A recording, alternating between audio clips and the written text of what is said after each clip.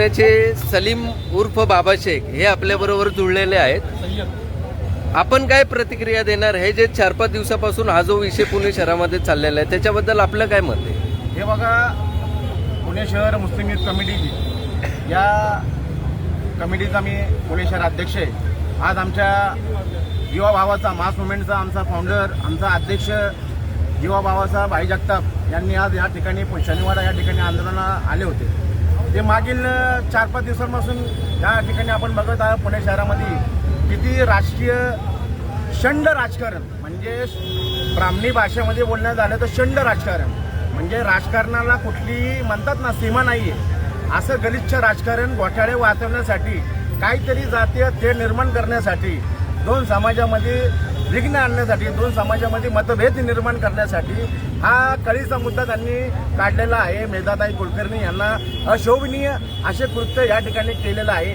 त्यांना गोमूत्र आणि शेण चारायचं होतं ना, तर माझी एकच विनंती होती, मेघाताई कुलकर्णी ती जागा अपवित्र झाली नमाज पठण्यामुळे, मला असं वाटतंय ना ती जागा नमाज पठण्यामुळे अपवित्र झाली, मग त्या कार्यकर्त्यांनी तुमचं गोमूत्र शिंपून ते शेणाने सारलं, ते तुम्ही ते करायला पाहिजे नव्हतं। आम्हाला आनंद झाला असता की बाई खरंच ही मनाने म्हणती बाबा आम्ही या ठिकाणी शुद्धीकरण केलं म्हणून, हे तुमच्या हातून व्हायला पाहिजे नव्हतं मेघाताई।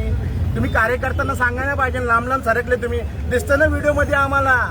त्याच्यामुळे काय तुमचं काय आम्हाला सगळं ठाऊक आहे, तोंडाने आम्हाला बोलायला लावू नका। त्याच्यामुळं पुणे शहर हा शांतता सुव्यवस्थेचा आपलं घर आहे। गोमूत्र आणि शेण सारवताना जर हे पवित्र होतं तर त्यांनी हातात प्लास्टिक का घेतलं होतं? कुठं घातलं? त्याच्यामुळे शिंपुडे आमच्या अंगावर नको उडायला, म्हणजे अंगावर नको तर यायला, म्हणून ते गोमूत्र आणि शिंपुडे शेण त्यांच्या 2 फूट लांब थांबले होते। बघा ना ते व्हिडिओ।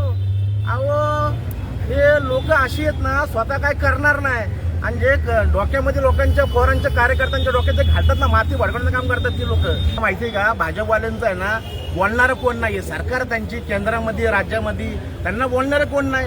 घोटाळे करायच्या कोटीच्या कोटी उड्डाणे, 1000 कोटींचा घोटाळा, 2000 कोटी 30,000 कोटी बघताय ना पुण्यामध्ये, कुठेतरी विषय भरकडायचा, म्हणजे समाजामध्ये जातीय तेढ निर्माण करणं, दलित मुस्लिम यांना तो भांडवल आहे। भाजपवाल्यांना काय माहितीये का, हे भांडवल आहे, भांडवलशाही करतात ते राजकारण, यांना काही जमत नाहीये।